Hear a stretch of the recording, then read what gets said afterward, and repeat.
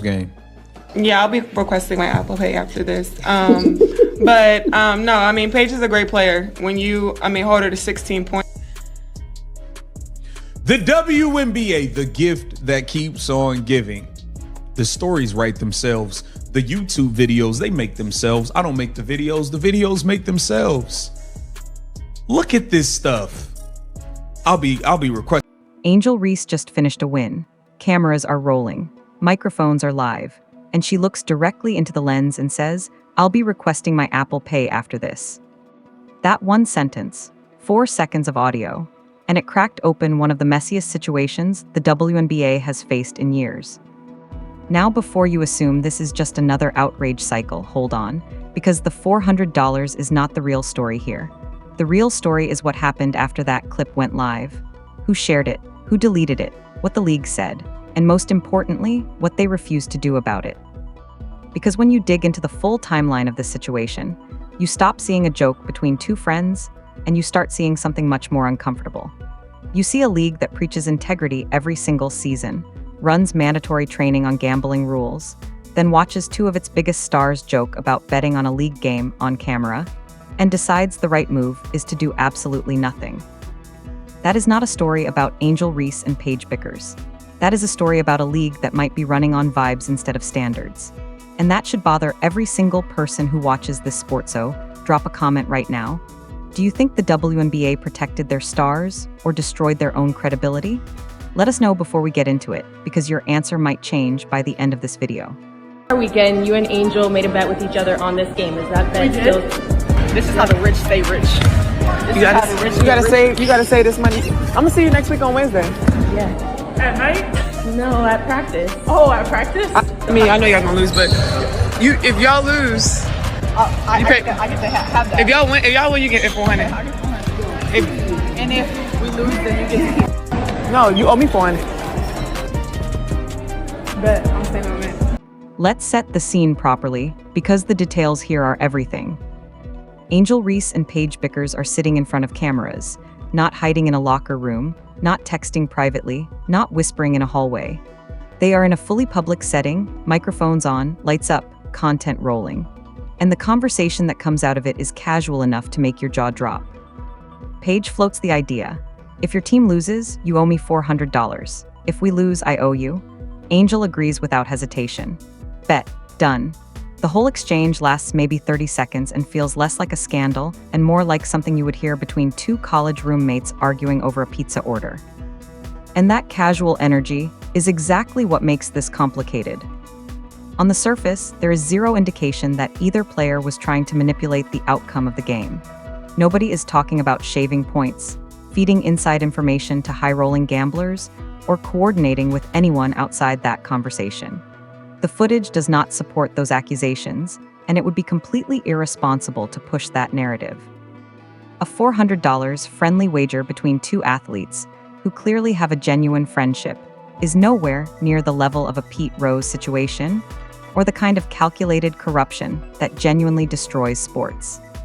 But here is where most people miss the point entirely. Professional sports leagues do not build gambling rules specifically for the moments when corruption is already happening. They build those rules as a wall before the worst-case scenario can get anywhere near the building. The entire purpose of a strict no-betting policy is to eliminate even the appearance of a conflict of interest long before you ever need to prove one actually existed. Think about what these two players actually have access to.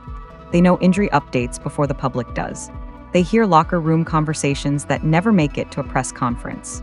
They understand lineup decisions, game plans, physical conditions of their teammates, and the mental state of their rivals in a way that no bettor on earth could ever replicate. That kind of inside access is exactly why the boundary exists, not because the league thinks every player is corrupt, but because the access itself creates a risk that cannot be ignored. Once you understand that, the tone of this whole situation shifts dramatically. It stops being about whether Angel Reese and Paige Bickers were trying to do something wrong. It starts being about whether a professional league can afford to look the other way when its own rules get crossed in broad daylight by two of its most visible athletes. And what the WNBA did next made the whole thing significantly worse. for Angel Reese or Paige Bickers over this incident. Okay, here it says WNBA statement on deleted social post featuring Angel Reese and Paige Bickers appearing to make a friendly wager on yesterday's Dream Wings game. While the social media post was intended to be lighthearted, WNBA players are well aware of the league's policies prohibiting betting on WNBA games and receive training every year reinforcing these policies. So they got trained at the beginning of the season. They know they can't do this, but they still did it. The league eventually released a statement, and the wording of that statement is worth reading very carefully because it reveals something almost more damaging than the original clip. The WNBA acknowledged that the post was intended to be lighthearted. They confirmed that players received training on gambling policies every single year. They admitted the post was deleted, and then they announced that there would be zero public punishment connected to the incident. Read that back slowly. They confirmed annual training. They confirmed the players knew the rules. And then they confirmed nothing would happen to the players who broke those rules on camera. That is not just a soft response. That is a direct contradiction sitting inside a single official statement. You cannot simultaneously argue that a rule is important enough to teach every year at the start of every season, and also argue that openly violating that rule in a public setting does not require any kind of public consequence. Those two positions cannot coexist without completely destroying the logic of the policy itself. Annual training is not just a formality. It is the league's legal and ethical foundation for holding players accountable. When training occurs every year, it strips away plausible deniability. It means the league can look any player in the eye and say, "You knew? You were told. You understood the boundary and you crossed it anyway." That is supposed to be the moment when accountability kicks in. But in this case, the training just became a talking point in a statement that ended with no action. And let's be clear about something. Nobody reasonable was demanding a career-ending suspension over a $400 joke between two friends. Proportionate discipline is a completely legitimate concept.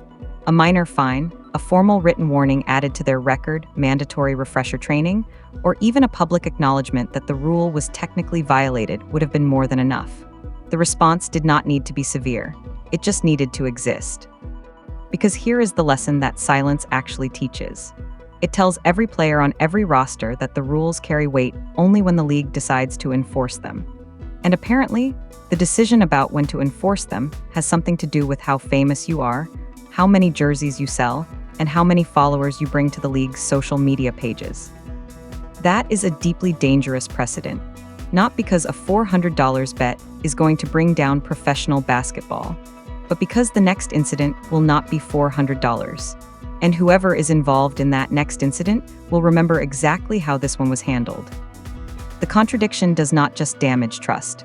It quietly rewrites the rulebook in real time, and nobody voted for that.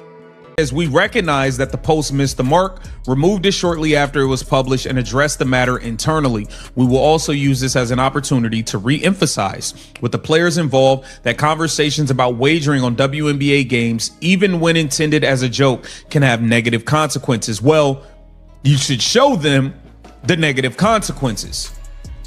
You should show them the negative consequences. Okay? I don't know if you were going to issue a fine.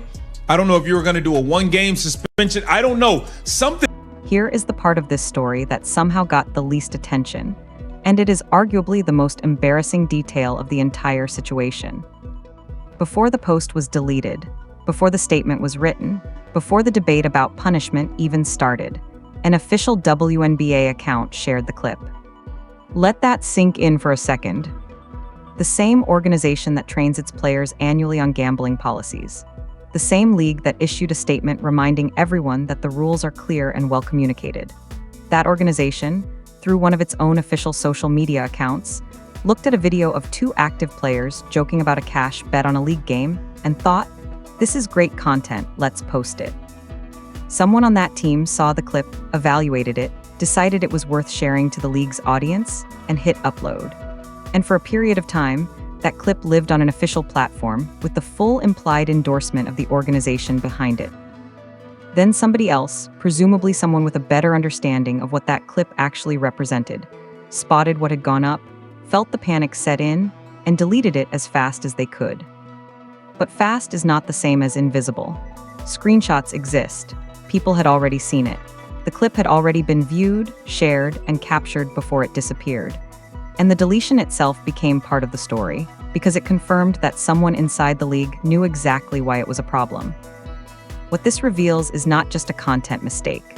It reveals a fundamental breakdown in how the organization communicates internally. The people running the social media operation and the people responsible for player conduct and league policy are apparently operating in completely separate worlds, with no real system connecting them before something goes live. Social media teams at major sports organizations are under enormous pressure. They are expected to be fast, funny, culturally relevant, and constantly producing content that drives engagement. In that environment, a clip featuring two of the most recognizable names in the sport, making a playful cash bet with real stakes attached to a real game, looks like a goldmine. It is the kind of raw, unfiltered moment that generates massive reach. The problem is that goldmine sits directly on top of a policy minefield. And without a system that flags that kind of content before it goes public, the person chasing the viral moment and the person protecting the league's integrity never get a chance to have the conversation that could prevent exactly this kind of disaster. The players made a mistake, but the league helped broadcast it. That demands its own explanation. This is not a WNBA-specific problem. That is important to say clearly, because the instinct is to frame this as a league that is uniquely disorganized or uniquely reckless. But every major sports organization in North America is fighting the same internal battle right now. The NBA has dealt with it. The NFL has dealt with it. Major League Baseball has dealt with it. The pressure to be constantly online, constantly engaging, constantly feeding the content machine has created a structural tension inside every front office between the people who want to grow the brand digitally and the people whose job it is to protect it legally and ethically. Social media managers get evaluated on speed, reach, follower growth, and engagement rates. They are rewarded for being first and for being shareable. A carefully considered post that goes live 2 hours after the moment has already passed is practically worthless in that world. You need to move fast, and moving fast means decisions happen in seconds, not after a review process. But official league accounts are not meme pages. They are not fan accounts operating without accountability. Every single post that goes out under an official banner carries the full weight of organizational endorsement.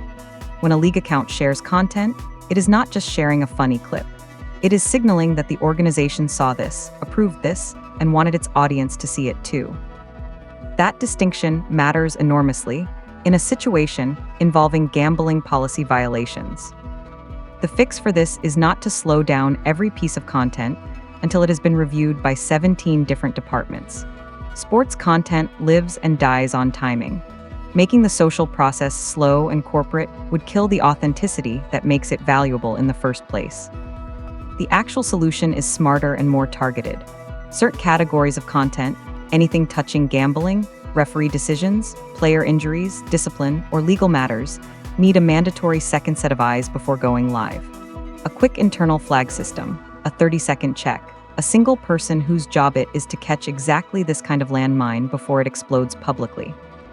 That system apparently did not exist, or if it did, it completely failed in this moment. And when the system fails, the players take the public heat while the organization quietly regroups behind a carefully worded statement. That is not a fair outcome. It is not a clean one either. Real accountability for this kind of breakdown has to go in both directions, and the front office owes its own audience an explanation for how their account ended up promoting content that violated their own stated policies. The clicks are not worth the credibility damage. Every sports league eventually learns that lesson. The question is always how painful the lesson has to get before it sticks. Step back from Angel Reese and Paige Bickers for a moment. Step back from the $400 and the deleted post and the carefully worded statement. Because there is a much larger context surrounding this situation that makes the league's non-response significantly more alarming. Professional sports and legalized gambling are now completely intertwined. That is not a conspiracy theory or an exaggeration. It is just business. Sportsbook logos appear on team jerseys. Betting odds flash on the same broadcast that is showing you the game in real time. Podcasts dedicated to analyzing prop bets are sponsored by the same companies advertising during halftime. You can literally open a gambling app while sitting in the arena, place a live bet during the action, and cash out before the buzzer sounds. The leagues know this, they profit from it. The sponsorship deals are enormous, the media partnerships are lucrative, and the engagement boost that comes from fans having financial stakes in outcomes is something every broadcast executive understands perfectly well. But this creates an almost surreal contradiction that leagues are constantly trying to manage. On one hand, they are selling the idea that sports betting is harmless entertainment, a fun way to engage with the game, completely separate from the integrity of competition. On the other hand, they are maintaining strict policies that say active players cannot touch any of it, precisely because the two things are not actually separate at all. The only way this contradiction can survive is if the line between players and gambling is kept absolutely clear and visibly enforced. Players have access to information that no better in the world can access through legitimate means. A locker room conversation about a star player's ankle. A pre-game observation about someone's mental state. A coaching decision that has not been announced yet. None of that appears on any public injury report or press conference transcript. That inside access is the actual threat, not the $400, not the Apple Pay joke. The threat is the principle that active players with exclusive knowledge cannot have even the appearance of a financial interest in game outcomes, because the moment that principle starts looking negotiable, every unusual play in every future game becomes fuel for suspicion. A missed free throw that should have been automatic. A weird rotation decision late in a close game. A star sitting out with a vague injury label right when the spread shifts. Fans will always find ways to be cynical about sports. The league's job is to not give them legitimate reasons to be. When enforcement looks selective, that cynicism grows teeth. And once it does, it is almost impossible to pull back. Let's be direct about something. There was a version of this situation that did not have to become a drawn-out credibility problem. A competent, straightforward response could have closed this story in 24 hours without destroying anyone involved. It did not require harsh punishment. It did not require suspensions or massive fines or public shaming. It required 4 things, and the league managed to miss all 4 of them. First, name what happened clearly. 2 active players made a public joke about a cash bet tied to a league game. An official account shared the clip before it was deleted. These are facts. Acknowledging them plainly is not an attack on the players. It is just honesty. Second, separate the infraction from the worst-case scenario. State explicitly that there is 0 evidence and 0 accusation that either athlete was attempting to influence the outcome of the game. This protects the players while still acknowledging the policy issue. Both things can be true simultaneously. One sentence handles it. Third, apply a proportionate consequence. This is where the league completely failed. Proportionate does not mean severe. A formal written warning on record. A small fine that reflects the minor nature of the violation. A mandatory refresher session on the specific gambling policy. Any of these options would have worked. The goal is not punishment for its own sake. The goal is demonstrating that the rule has actual teeth, regardless of who crosses it. Fourth, address the internal failure. Explain how an official account posted content that violated league policy. Describe what changes will be made to prevent the same breakdown from happening again. This is basic organizational accountability, and it was completely absent from the official response. Instead, what the public received was a statement heavy on intention and completely empty on outcome.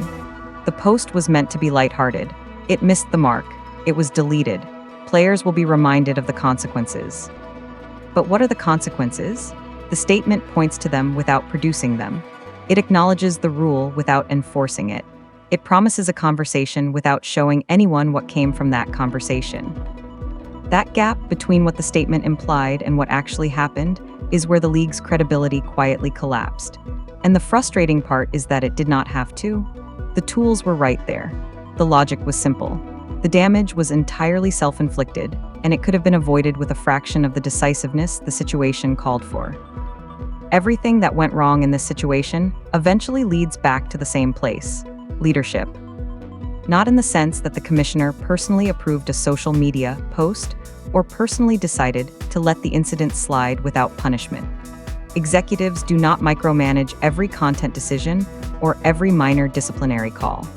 That is not how organizations work, and it would not be a reasonable expectation even if it were. But leadership is responsible for building the systems, the culture, and the standards that handle exactly this kind of situation when it arrives. And right now, the evidence suggests those systems have some serious gaps. When a scandal touches gambling policy, player conduct, public relations, and social media accountability all at once, a well-run organization has a response protocol. Clear rules, assigned responsibilities, a communication chain that does not leave different departments operating in completely separate worlds. A public statement that actually answers the question instead of artfully dodging it. What the WNBA produced instead was a statement that read like it was written specifically to end the news cycle rather than address the actual issue. And while that might work for a day or two, it does not work for the long term. The questions do not disappear. They get stored and retrieved the next time something like this happens, which it will. There is also a fairness argument here that does not get made often enough. Avoiding punishment might feel like protection for Paige Bickers and Angel Reese in the short term, but it actually does the opposite. Their names are now permanently attached to a gambling policy story with no resolution. There is no official document that says minor violation, penalty issued, matter closed. Instead, the story just hangs there, unresolved, available to be resurfaced every time the topic comes up. A clear, proportionate ruling would have done more to protect their reputations than silence ever could. It would have put a defined label on the incident, connected it to a fair outcome, and closed the file. Instead, the ambiguity stays open. And for the league itself, the signal this sends to every future player is alarming. The rulebook says one thing, the enforcement record says something else entirely. Future athletes will weigh those two pieces of information against each other when they decide how seriously to take the policies they are trained on every year. If the answer from the top is not clear, the message from the bottom will be confusion. And confused institutions do not build lasting credibility. Here is the bottom line. This whole situation was never really about $400. It was about whether a league can enforce its own standards when the players crossing them are the same ones keeping the league relevant. The bet was minor, the friendship was real, the intent was obviously harmless. None of that is in dispute. What is in dispute is whether rules mean anything when stars are involved. And right now, based on everything that happened, the clip, the deletion, the statement, the silence, the answer the WNBA gave the world is not a reassuring one. The real danger is not one casual joke. It is the slow normalization of mixed signals. Players see no consequence. Fans see no accountability. Future incidents arrive with a ready-made excuse, well, nothing happened last time. That is how small cracks become structural damage. The WNBA has enormous potential. The stars are real, the stories are compelling, but potential does not protect itself. Leadership has to. And right now, that leadership has some serious questions to answer. So here is what we want to know from you. Did the league make the right call treating this as a private matter? Or did they just hand every future rule breaker a blueprint for getting away with it? Drop your honest take in the comments. If you want coverage that actually digs into the stories behind the stories, hit subscribe, turn on notifications, and we will see you in the next one.